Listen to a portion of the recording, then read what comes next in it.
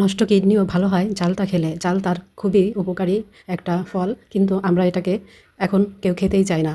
বেশিরভাগ এখনকার বাচ্চারা তো চালতা খেতে ভুলেই গিয়েছে। আমরা ছোটোবেলায় অনেক চালতা খেতাম, মাখিয়ে চালতার আচার যেভাবেই হোক না কেন। তো আজকে এই উপকারী চালতাটা আর একটা সহজ এবং খুব সুন্দর লোভনীয় আচার রেসিপি নিয়ে হাজির হয়ে গেলাম। হ্যালো এভরিওয়ান, আসসালামু আলাইকুম। সবাই কেমন আছেন? আমি তো বরাবরের মতোই ভালো আছি, আলহামদুলিল্লাহ। তো আজকে খুব সুন্দর এবং সহজ করে চালতার আচার বানানোর রেসিপিটা নিয়ে হাজির হয়ে গেলাম। আর আমি বেশিরভাগ সময়ই আচারে চিনির বদলে গুড় দিতে পছন্দ করি। গুড় দিয়ে বানালে আচারটা কিন্তু বেশ ভালোই লাগে। যারা কখনো গুড় দিয়ে আচার তৈরি করেননি তারা করে দেখবেন। চিনি যেহেতু ক্ষতিকর, আচারের সঙ্গে দিলেও কিন্তু এটা আমাদের জন্য ক্ষতির।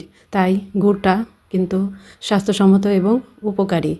আমরা বকবক না করে শুরু করলাম। যেভাবে দেখলেই পেলেন, খুব সহজ একদম। প্রথমে আমি দিয়ে দিয়েছিলাম সরিষা বাটা, তারপরে হলুদ লবণ আর রসুনও দিয়েছিলাম। রসুন আমার খুব পছন্দ।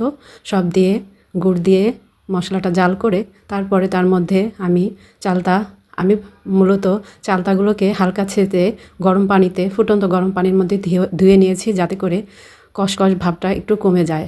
আর সবশেষে আমি এটার ভিতরে পাঁচফোড়ন ভেজে গুঁড়ো করে রেখেছিলাম, সেটা দিয়ে দিলাম।